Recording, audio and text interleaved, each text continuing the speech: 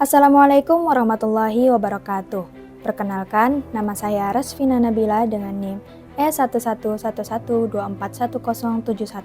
Pada video ini, saya akan membahas tentang salah satu kelompok bersenjata paling terkenal dan juga paling bertahan lama di dunia, yaitu FARC atau Revolutionary Armed Forces of Colombia.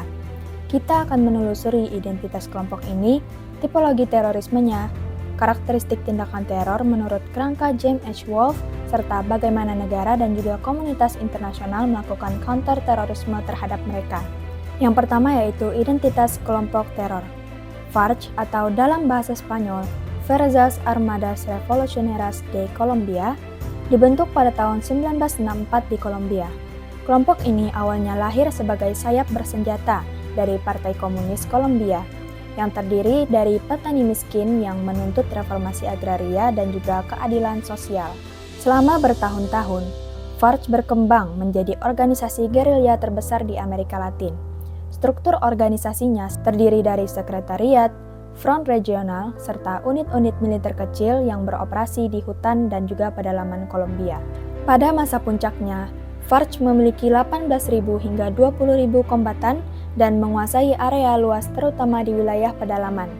Pendanaannya berasal dari penculikan, pemerasan, penyeludupan narkoba, dan juga pajak ilegal terhadap komunitas lokal. Meskipun awalnya mengklaim berjuang untuk kepentingan rakyat, tindakan-tindakan mereka kemudian berkembang menjadi aktivitas teror yang menargetkan warga sipil, pejabat pemerintah, hingga infrastruktur nasional. FARC selama puluhan tahun ditetapkan sebagai kelompok teroris oleh Amerika Serikat, Uni Eropa, dan berbagai negara lainnya. Kedua, tipologi terorisme yang dilakukan. FARC melakukan bentuk terorisme yang dapat dikategorikan ke dalam beberapa tipologi, yaitu yang pertama, tipologi terorisme ideologis kiri Marxis. FARC berlandaskan ideologi Marxis-Leninis bertujuan menggulingkan pemerintah Kolombia dan juga membangun negara yang sosialis. Aksi-aksinya ditujukan untuk melemahkan negara dan juga memperkuat kontrol wilayah. Yang kedua, tipologinya adalah terorisme insurgensi atau gerilya.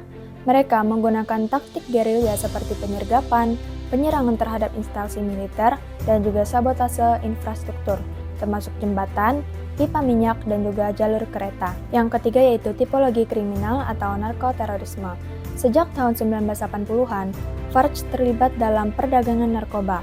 Pendanaan dari kokain membuat mereka dicap sebagai narkoteroris karena menggabungkan ideologi politik dengan kejahatan yang terorganisir. Yang keempat yaitu tipologi terorisme terhadap warga sipil.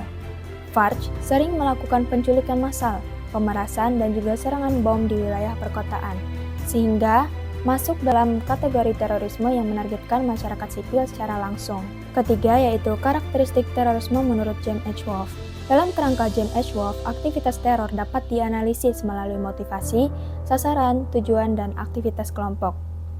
Yang pertama yaitu motivasi.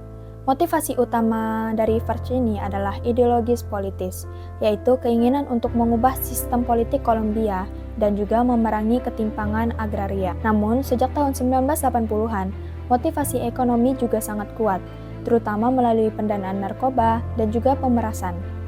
Dengan kata lain, motivasi dari FARC ini adalah kombinasi dari ideologis dan juga ekonomi. Yang kedua adalah sasaran teror. Pemerintah Kolombia dan militer melalui sabotase penyergapan dan penyerangan pangkal militer. Yang kedua, warga sipil, terutama melalui penculikan untuk tebusan dan juga bom di area publik. Yang ketiga yaitu infrastruktur ekonomi seperti pipa minyak, jembatan, dan juga menara listrik dengan tujuan untuk melemahkan ekonomi negaranya. Yang keempat yaitu tujuan teror. Tujuannya meliputi yang pertama adalah meningkatkan tekanan politik agar pemerintah ini dapat bernegosiasi. Yang kedua yaitu menunjukkan kekuatan mereka di wilayah tertentu. Yang ketiga mengumpulkan dana untuk mempertahankan operasi mereka. Yang keempat yaitu menghancurkan legitimasi negara di daerah perdesaan. Aktivitas teror yang dilakukan oleh FARC meliputi penyergapan dan juga serangan bersenjata terhadap aparat negara, penculikan pejabat pemerintah, polisi, tentara, dan juga warga sipil. Pemerasan terhadap pengusaha lokal, perusahaan minyak, dan juga komunitas pedesaan. Penanaman ranjau darat, yang menjadikan Kolombia merupakan salah satu negara dengan ranjau terbanyak. Perdagangan narkoba termasuk perlindungan ladang kokain dan jalur distribusi.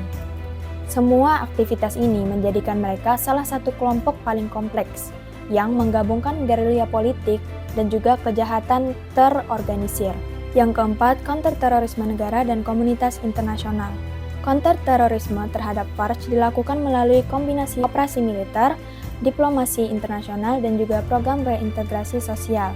Yang pertama ada upaya dari pemerintah Kolombia. Pemerintah Kolombia telah meluncurkan berbagai operasi besar seperti Plan Kolombia pada awal tahun 2000-an.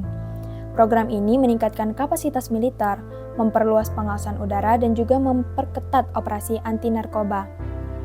Pemerintah juga memperkuat kontrol negara di daerah pedalaman, memutus jalur logistik FARC, dan juga menargetkan para komandannya. Pada tahun 2016, pemerintah Kolombia dan FARC menandatangani perjanjian perdamaian yang memaksa mereka untuk demobilisasi, menyerahkan senjata, dan mengubah diri menjadi partai politik legal bernama Komunes. Yang kedua yaitu peran Amerika Serikat. Amerika Serikat ini memberikan bantuan miliaran dolar melalui Plan Kolombia, termasuk pelatihan militer, intelijen, dan juga dukungan teknologi. Amerika Serikat juga menetapkan FARC sebagai organisasi teroris dan menindak aliran dana internasional kelompok tersebut. Yang ketiga, peran dari komunitas dan organisasi internasional. PBB atau United Nations mengawasi proses pelucutan senjata dan reintegrasi mantan kombatan. Uni Eropa dan negara lain mengenakan sanksi serta pembekuan aset terhadap anggota FARC. Organisasi internasional seperti Organizations of American States turut mengawasi pemilu dan juga proses perdamaian untuk memastikan stabilitas politik di Kolombia. Upaya bersama ini secara signifikan mengurangi kekuatan FARC, meskipun masih ada sebagian kecil faksi yang menolak perjanjian dan tetap melakukan kegiatan ilegal. Itulah gambaran singkat tentang FARC, mulai dari identitas, tipologi teror, karakteristik berdasarkan teori James H. Wolfe, hingga berbagai upaya counter-terorisme yang dilakukan oleh negara dan juga komunitas internasional. FARC menjadi contoh bagaimana kelompok bersenjata dapat berevolusi dari gerakan politik menjadi narkoteroris yang sangat kompleks, serta bagaimana proses perdamaian membutuhkan upaya lintas negara dan juga lembaga internasional. Sekian video dari saya, terima kasih telah menyimak. Saya akhiri, wassalamualaikum warahmatullahi wabarakatuh.